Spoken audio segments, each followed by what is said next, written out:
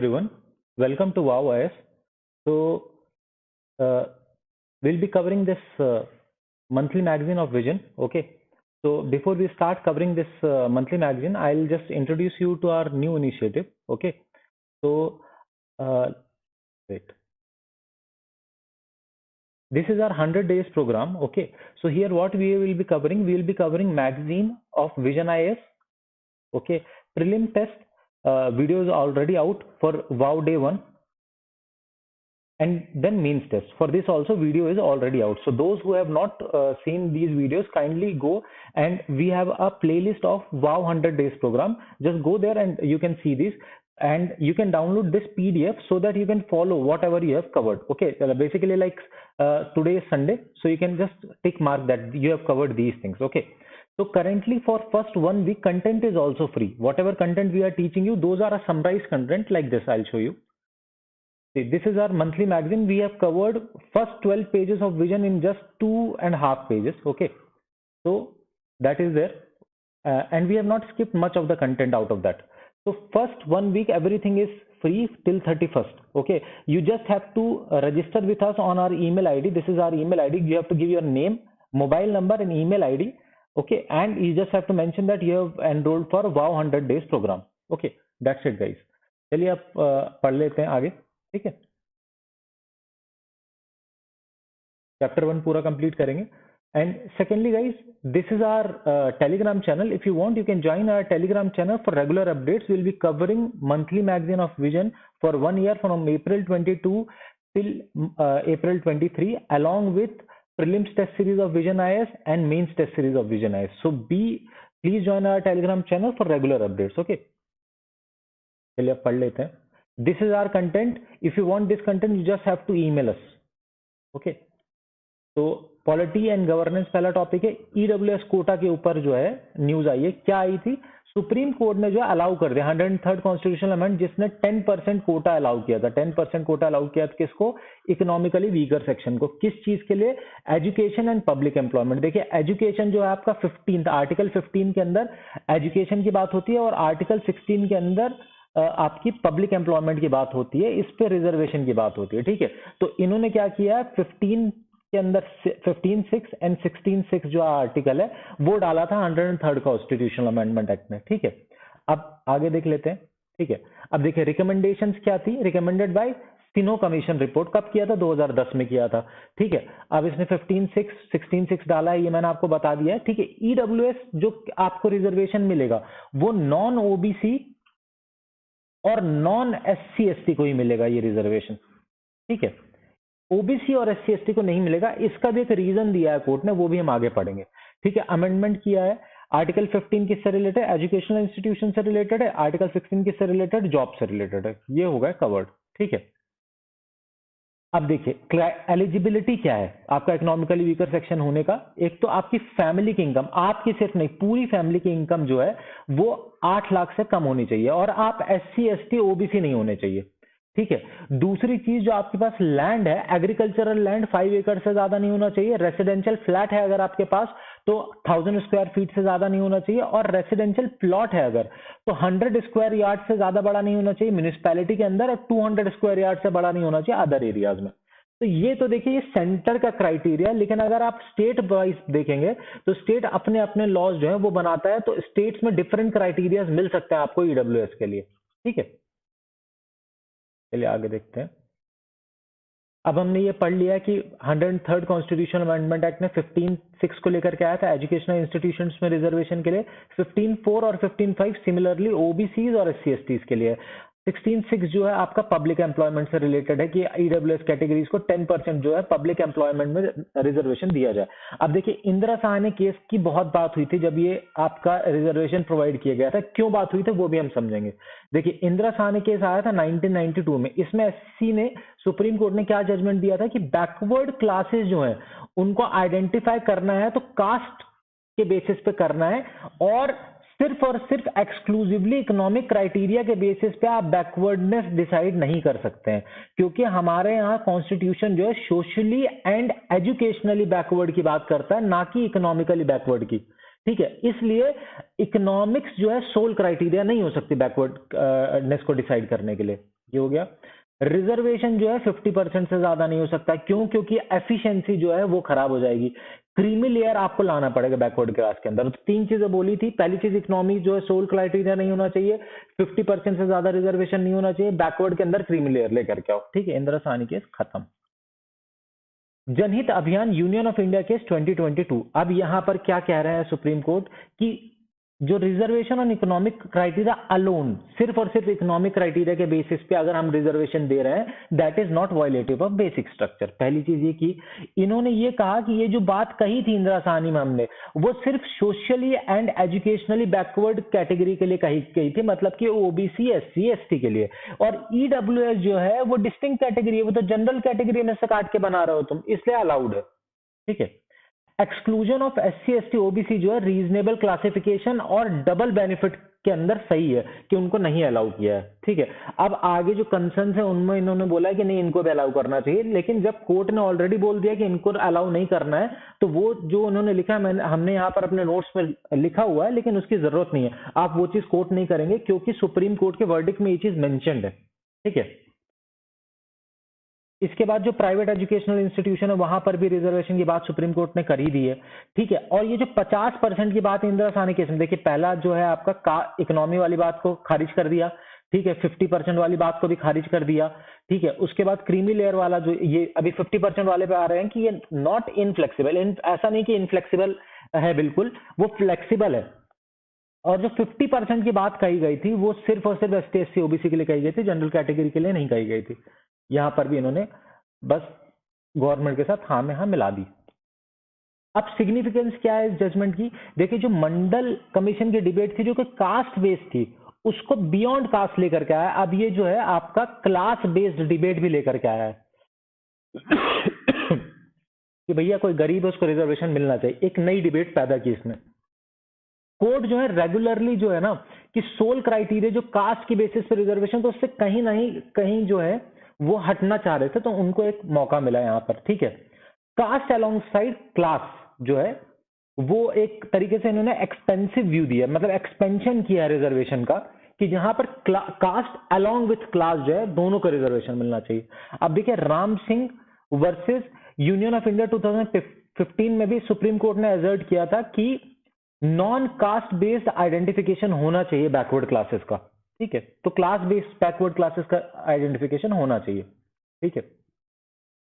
चलिए guys, for first week this complete material is free, you just have to email us. उसके बाद अगर आपको पसंद आता है तो you can join our programme, combo programme for prelims test series summaries, mains test series summary, vision magazine summary is just for 2499। Okay, these are the payment particulars, you can join our programme. Okay, चलिए आगे पढ़ते हैं, ठीक है। अब ये कह रहे हैं कि हर एक यार्ड स्टिक जो कंटिन्यूसली इवॉल्व होती रहनी चाहिए, considering the emerging groups of society. अब गरीब जो है अब प्रोमिनेंट एक ग्रुप हो गया है, ठीक है, उसके लिए जैसे ईडब्ल्यूएस आया, इसी तरीके से न्यूअर यार्ड स्टिक्स आनी चाहिए जिससे कि जो आपका फिल्टरेशन है सोसाइटी का वो अच्छे से हो सके। ईडब्ल्यूएस जो है इकोनॉमिक जस्टिस प्रोवाइड करता है, ठीक है। जिनको कि रिजर्वेशन का बेनिफिट नहीं मिल पाया उनको इकोनॉमिक जस्टिस प्रोवाइड करता है, ठीक है, जो कि ट्रांसफॉर्मेटिव गोल है कॉन्स्टिट्यूशन का, ठीक है। This is the first step in moving away with caste based reservation towards class based reservation, ठीक है। चलिए अब कंसर्न्स क्या क्या है कि जो रिजर्वेशन आया था वो फाइनेंशियल चीज उसके लिए नहीं आया था, हैंडीकैप्स के लिए, socially and empowerment, social empowerment के लिए आया था, those who are socially challenged उनके लिए आया था ये, ठीक है। अब historically deprived class can not be converted into scheme based economy, because see जो अगर आप पॉवर्टी की बात करते हैं या इकोनॉमिक ईडब्ल्यूएस की बात करते हैं तो ये तो स्कीम्स के थ्रू भी आप चला सकते हैं कि लोगों को पैसे देना शुरू कर दीजिए वो अमीर हो जाएंगे, ठीक है। इकोनॉमिक कोटा जो है जस्टिफाइड, देखिए जो 15(4) है वहां पर जो पब्लिक गुड्स की बात कर रहे हैं, जैसे मान एजुकेशन है, ठीक है, वहां पर तो जस्टिफाइड है, लेकिन जो 16 है आपका जहां पर आप एम्प्लॉयमेंट की बात कर रहे हैं वहां पर जस्टिफाइड नहीं है, इनका ये कहना, ठीक है।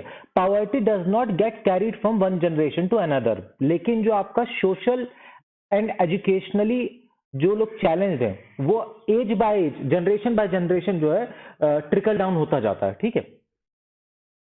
इनकम क्राइटेरिया जो उसमें लिखी है 8 लाख पर ईयर जो है, उसमें एक्सेसिव कवरेज हो जाएगा। क्यों? नेशनल एनुअल पर कैपिटा जो इनकम है उससे कहीं ज्यादा है ये अमाउंट, तो इसको कम किया जाए, इनका ये कहना है। और आईटी में जो एग्जाम्पशन है वो 2.5 लाख का एग्जाम्पशन है, 2.5 लाख तक आपको एग्जाम्पशन है पेमेंट का, ठीक है। तो इसके नीचे रखा जाए, इनका ये कहना है, ठीक है। अब कई बार ये पॉलिटिकली मोटिवेटेड भी हो सकता है, ठीक है, सोशल टेंशन पैदा कर सकता है, टूल ऑफ पॉपुलिज्म भी हो सकता है कि हाँ हम क्राइटेरिया, अब कल को बोलते हैं 15 लाख कर देंगे हम अगर हम चुनाव जीत जाएंगे तो, ठीक है, ये सब चीजें हो सकती हैं, ठीक है। माइनॉरिटी व्यू क्या है कि परमिटिंग ब्रीच ऑफ 50%, देखिए यहाँ पर 50% का ब्रीच कर दिया ये बोल करके कि तो जनरल कैटेगरी में जा रहा है, एससी एसटी ओबीसी में नहीं जा रहा है। ये कंपार्टमेंटलाइजेशन का फर्दर एक स्कोप पैदा कर देगा, जहां एससी एसटी ओबीसी, क्योंकि वो उनको इस कैटेगरी के अंदर अलाउड नहीं है फाइट करना, उनके लिए गलत हो जाएगा ये, ठीक है। अब वे फॉरवर्ड में इन्होंने किया कि ओपन कर दीजिए इसको और इनकम क्राइटेरिया जो उसको कम कर दीजिए, 2.5 लाख के आसपास कर दीजिए जो आईटी के अंदर अलाउड है, ठीक है। कंटिन्यूअस इवोल्यूशन की बात कर रहे हैं, किस लिए? कि जो बैकवर्ड क्लास के लोग हैं उनकी नीड्स को कैप्चर किया जाए और एंश्योर किया जाए कि इंक्लूसिव वे में ये नीड जो है फुलफिल की जाए। बैकवर्ड दोनों तरीके के, कास्ट एंड क्लास, ठीक है। अदर्स क्या है, इन्होंने क्या कहा है कि क्वालिटी ऑफ एजुकेशन इंप्रूव करो। चलिए नेक्स्ट आर्टिकल देखते हैं। Next article is about uniform civil code in India bill 2020। ये एक प्राइवेट मेंबर बिल है जो कि राज्यसभा में इंट्रोड्यूस किया गया, जिसने एक मांग की है कि एक पैनल बनाया जाए जो कि यूनिफॉर्म सिविल कोड बनाए। अब uniform civil code is under article 44 of DPSP. अब डीपीएसपी जो है वो नॉन जस्टिसिएबल है, आपको पता ही होगा, ठीक है। अब ये क्या है? State shall ensure to secure UCC India, ये क्या था आर्टिकल 44, ठीक है। पर्सनल लॉज जो होते हैं उनको जो है एक तरीके से ना ग्लोबलाइज करने की कोशिश की जाती है यूसीसी के अंदर, ठीक है। यहां पर देखिए, यहां पर मेंशन किया हुआ है same civil laws applicable to all citizens in personal matters like marriage, divorce, custody and inheritance, ठीक है। अब पर्सनल लॉज जो है वो कॉन्करेंट लिस्ट में, कॉन्करेंट लिस्ट मतलब स्टेट और जो आपका पार्लियामेंट दोनों लॉ बना सकते हैं। अगर पार्लियामेंट लॉ बना देगा तो वो सुपरसीड कर जाएगा उनके ऊपर। अब इसमें देखिए हिस्टोरिकल बैकग्राउंड देख लेते हैं। प्री इंडिपेंडेंस एरा में सबसे पहले 1840 में एक लेक्स लोकी थे, उनकी रिपोर्ट के बेसिस पे uniform laws for crimes, evidence and contract बना, लेकिन जो पर्सनल लॉज थे उनको छोड़ दिया ब्रिटिशर्स ने। फिर 1941 में बीएन राव कमेटी आई जिसने कोडिफाई करवाया हिंदू लॉज को और वुमेन्स को जो है इक्वालिटी प्रोवाइड की। अभी भी जो बाकी रिलीजन है उनके लिए जो है कोड यूनिफॉर्म नहीं हुए। पोस्ट इंडिपेंडेंस क्या हुआ कि जो सब कमिटी ऑन फंडामेंटल राइट्स थी, पटेल जी इसको हेड कर रहे थे, तो उन्होंने बोला कि यूसीसी जो है वो फंडामेंटल राइट के परव्यू से बाहर है भाई, इसीलिए इसको फिर बाद में डीपीएसपी के अंदर डाला गया। अब स्पेशल मैरिज एक्ट आया जो कि सबके लिए, स्पेशल मैरिज एक्ट भाई सिविल मैरिज से रिलेटेड है, जो कि बियॉन्ड रिलीजन काम करता है, सारे रिलीजन्स के लिए इफेक्टिव है वो। 1955 से 56 के बीच में 4 हिंदू कोड बिल्स आए, ठीक है। इसके अंदर जो आपके जैन, मुस्लिम, आपके बुद्धिस्ट, इन सबको जो है इनकॉर्पोरेट कर लिया। आगे पढ़ेंगे हम। कई सारे जो सुप्रीम कोर्ट के जजमेंट्स हैं उन्होंने भी एडवोकेशन किया है यूसीसी का।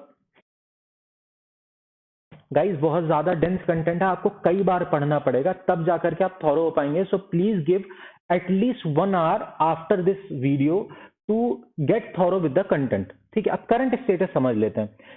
Religious communities govern by personal law codified over the years. अब देखिए पर्सनल हिंदू लॉज के लिए 4 बिल्स हैं, हिंदू मैरिज एक्ट आया है, सारे के सारी जो आपकी वो है रिलीजन, सबके लिए लॉज कहीं ना कहीं, किसी के लिए ज्यादा है किसी के लिए कम है, ठीक है। हिंदू सक्सेशन एक्ट हो गया, हिंदू माइनॉरिटी गार्जियनशिप एक्ट, देखिए मेल डोमिनेंट है, यहाँ पर जो गार्जियनशिप का वो है वो सिर्फ और सिर्फ मेल को दिया गया राइट, फीमेल को दिया ही नहीं गया। इस पे भी इश्यू चल रहा है, कोर्ट में है केस, ठीक है। अब हिंदू के अंदर जो है, Hindu include Sikhs, Jain and Buddhist, ये हमने डिस्कस कर लिया। मुस्लिम्स के लिए भी देखिए शरीयत एप्लीकेशन एक्ट है, dissolution of Muslim marriage act है। क्रिश्चियंस के लिए जो है मैरिज और डिवोर्स से related Indian Christian marriage act, Indian divorce act है। फिर जोरास्ट्रियंस जो है उनके लिए पारसी मैरिज डिवोर्स एक्ट है, ठीक है। सेकुलर लॉज भी है यहाँ पर, स्पेशल मैरिज एक्ट हमने ऊपर पढ़ लिया, गार्जियंस वार्ड एक्ट है, ये भी हमने पढ़ लिया, चलिए ठीक है। गोवा जो है एक लौता स्टेट है जहां पर यूनिफॉर्म सिविल कोड जो है एप्लीकेबल किया गया है, जहां पर सारे गवर्नेंस के लिए जो है सेम लॉज हैं। पोर्चुगीज सिविल कोड ये पोर्चुगीज ने लगा दिया था, ठीक है। So this is applicable to all irrespective of religion और एथनिसिटी। लेकिन ये भी पूरी तरीके से यूसीसी नहीं है, क्योंकि अलग अलग रिलीजन्स के लिए ना अलग अलग लॉज हैं। जैसे हिंदू मेन के लिए जो है, अगर वाइफ जो है पहला बच्चा 25 साल की उम्र तक नहीं देती है तो आपको दूसरी शादी करने का हक है, या फिर अगर पहला मेल एयर नहीं देती 30 साल तक की उम्र में तो भी आप दूसरी शादी कर सकते हैं। these things should be revoked. See, even though it is good कि religious minorities के लिए अच्छा है, मतलब आपका ये जो सेकुलर है लॉ, लेकिन these kind of mentality that you should have a male child should be removed from the country's laws, even though that is a state law. That is my personal view, guys. अब देखिए personal laws है, need of UCC क्या है, personal laws जो भी हैं जो over the time tradition से इवॉल्व हुए हैं वो बेसिकली मेल डोमिनेटेड है, तो एडवांटेज किसको होता है, मेल को होता है। इवन लॉ कमीशन ने 2018 में कहा था various aspects of personal law disprivileges women. अब जैसे मेल जो है उनको जो मुस्लिम मेल है वो मल्टीपल शादियां कर सकते हैं, वुमेन नहीं कर सकती हैं। ठीक है, चलिए आगे।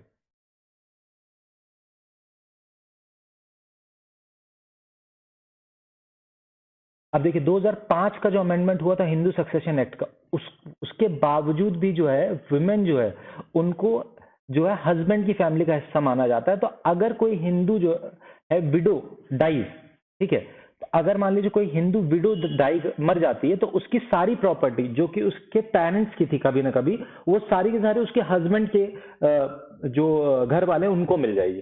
ठीक है, अब ये अब हमने पढ़ लिया कि नेचुरल गार्जियन जो है वो आपका मेल को ही माना जाता है, मतलब फादर को ही माना जाता है, फीमेल का तो डिस्कशन ही नहीं है इसमें। ठीक है, एड्रेस इनकंसिस्टेंसी, जो पर्सनल लॉज में कहीं ना कहीं इनकंसिस्टेंसी है कि अगर अलग अलग कैटेगरीज को अलग अलग तरीके से ट्रीट करता है ये। ठीक है, issues like marriage, succession etcetera are treated for people belonging to different communities, हर कम्युनिटी को अलग अलग तरीके से डिस्कस करता है, इसीलिए इस इनकंसिस्टेंसी को हटाने के लिए यूनिफॉर्म सिविल कोड जरूरी है। दूसरी चीज सिंप्लीफिकेशन ऑफ कॉम्प्लेक्स लॉज, अब हर कम्युनिटी का अलग अलग लॉ है, अगर वो स्टैंडर्डाइज हो जाएगा तो उससे जुडिशरी का बर्डन कम हो जाएगा, जो जस्टिस है वो उसमें स्पीड बढ़ जाएगी, क्योंकि एक स्पेसिफिक स्टैंडर्ड ऑपरेटिंग प्रोसीजर हो जाएगा जिसके बेसिस पे जो है आपकी जस्टिस प्रोवाइड किया जा सकता है। ठीक है, protection to vulnerable section specially women and religious minorities, क्योंकि कई सारे जो आपके प्रैक्टिसेस होती हैं, रिलीजियस प्रैक्टिसेस होती हैं, वो कहीं ना कहीं फंडामेंटल राइट्स को हैम्पर करता है वुमेन का और रिलीजियस माइनॉरिटीज, जो आपकी रिलीजियस माइनॉरिटीज हैं, लाइक सपोज SC ST से छुआछूत है लेकिन हमारे अब बैन हो चुका है अंडर आर्टिकल 17, इस तरह की कई सारी चीजें होती हैं। ठीक है, लाइक विमेन है, गर्ल चाइल्ड है, कई बार कई सारी ऐसी पूजाएं होती हैं जिसमें गर्ल चाइल्ड को नहीं बैठने दिया जाता। These are the reality of Hindu religion. Judgments related to UCC, अब देखिए Shah Bano case 1985, parliament outline क्या कहा कि भाई जो शाह बानो केस है उसमें सुप्रीम कोर्ट ने ये कहा कि भाई पार्लियामेंट एक जो ना आउटलाइन बना दे कि यूसीसी ऐसा होना चाहिए। ये क्यों जरूरी है, नेशनल हार्मनी और equality before law under article 14, ये बहुत जरूरी है। ये कहा, सेम चीज सरला मुदगल केस में रिइटरेट की गई है कि भाई national integration by removing ideological contradiction जो है इसलिए जरूरी है, इसलिए पार्लियामेंट जो है आउटलाइन बना दे। फिर से Jordan Diengdeh versus SS Chopra 1985 में क्या कहा गया कि uniform civil code for marriage and divorce जो है उसके लिए कंसर्न जताया कि भाई बनाओ इसके लिए तो एटलीस्ट। ठीक है, आगे चल के हम इनिशिएटिव्स पढ़ेंगे कि भाई इंटरनल जो इश्यूज हैं एटलीस्ट उनके लिए शुरू करो यूनिफॉर्मिटी लाना। ठीक है, आर्ग्यूमेंट्स अगेंस्ट यूसीसी क्या है कि uniformity in criminal and civil matters. अब देखिए क्रिमिनल लॉस तो सारे के सारे यूनिफॉर्म है, लेकिन उसमें भी प्लूरैलिटी है अमंग द स्टेट्स, मतलब एक CRPC जो है बिल्कुल सिंक में नहीं, थ्रू आउट इंडिया एक जैसा नहीं है, अलग अलग स्टेट्स में अलग अलग लॉज हैं। तो एक्सपर्ट जो है यही जो प्लूरैलिटी है, जब प्रेजेंट लॉज में प्लूरैलिटी है तो यूसीसी कैसे लाएंगे उसके ऊपर जो है एक आर्ग्यूमेंट है इनका। ठीक है, प्रेजेंट कोडिफाइड पर्सनल लॉज, ठीक है, example all Hindus are not governed by homogeneous personal law even after enactment of 4 act, ये एक इशू है। ठीक है, उसके बाद कम्युनल पॉलिटिक्स, इसमें क्या है, ये जो है मेजोरिटियनिज्म रिफॉर्म ना बन जाए, इस चीज को लेकर के इशू उठाता है। SR बोमाई केस में जो है सुप्रीम कोर्ट ने वार्न किया था कि जो आपका यूसीसी है should not be mixing, it should not be done in a mixing of politics with religion. ऐसा ना हो कि किसी एक रिलीजियस कम्युनिटी की डोमिनेंस को आगे बढ़ाने के लिए यूसीसी लाया जाए। ठीक है, unified nation not necessarily need a uniformity. अब यहाँ पर सेकुलरिज्म की बात की गई कि सेकुलरिज्म वहां पर है जहां पर डाइवर्सिटी होल्ड करती है। Secularism meaning only if at assured expression of any form of difference.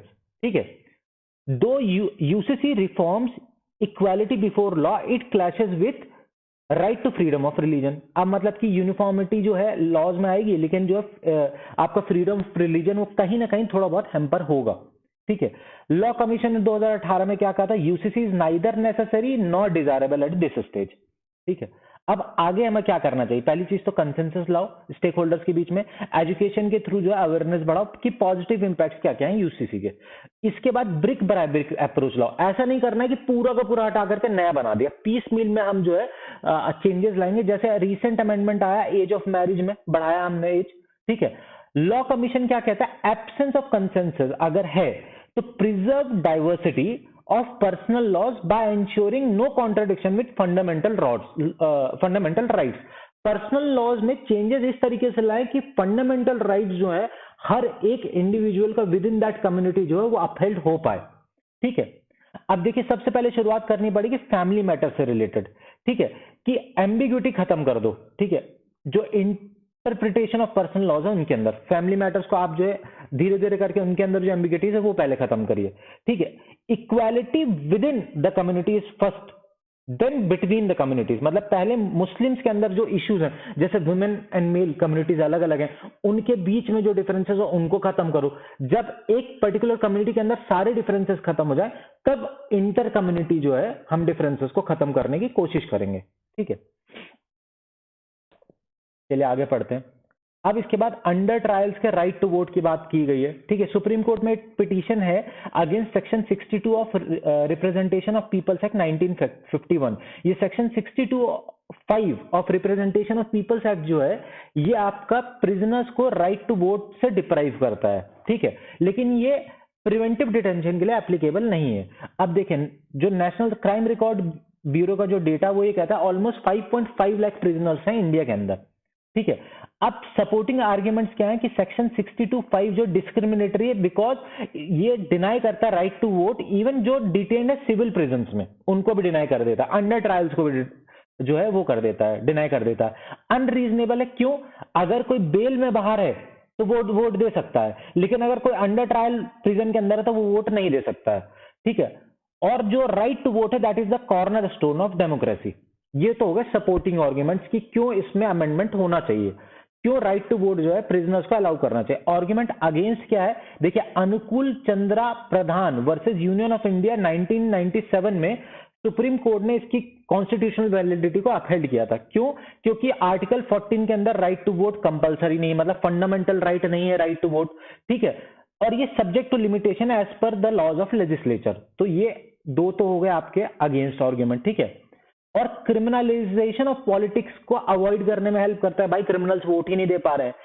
एक और चीज है कि रिसोर्स क्रंच है। ठीक है, तो सिक्योरिटी अरेंजमेंट करना ऑलमोस्ट इम्पॉसिबल। अगर सारे प्रिजनर्स को वोट डालने दिया जाएगा तो वहां पर हाई सिक्योरिटी चाहिए होगी, जो कि बहुत डिफिकल्ट होगा प्रोवाइड करना, कंसिडरिंग कि 5.5 लाख प्रिजनर्स हैं इंडिया में। ठीक है, अब ई कोर्ट से रिलेटेड डिफरेंट इनिशिएटिव है गाइस, ये आप खुद से पढ़ लीजिएगा, सिर्फ नाम लिखा गया और लिमिटेड इनिशिएटिव्स के लिमिटेड जो फंक्शंस है वो बताए गए हैं। तो I won't be reading them, okay, you can go through them as per your own time.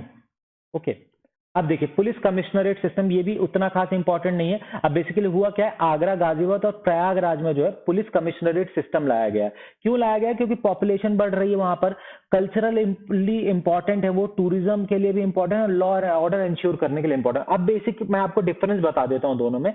जो आपका ड्यूअल कमांड सिस्टम होता है वहां पर डीएम और जो आपका सुपरिटेंडेंट ऑफ पुलिस होता है, इनके बीच में पावर्स डिवाइड किए गए होते हैं। जैसे डीएम जो होता है वो अरेस्ट वारंट इशू करता है, लाइसेंसेस इशू करता है, और जो आपका सुपरिटेंडेंट ऑफ पुलिस होता है वो इन्वेस्टिगेट करता है क्राइम और अरेस्ट करता है। यहां पर ये दोनों पावर्स जो है पुलिस के पास प्रोवाइड कर दी जाती हैं।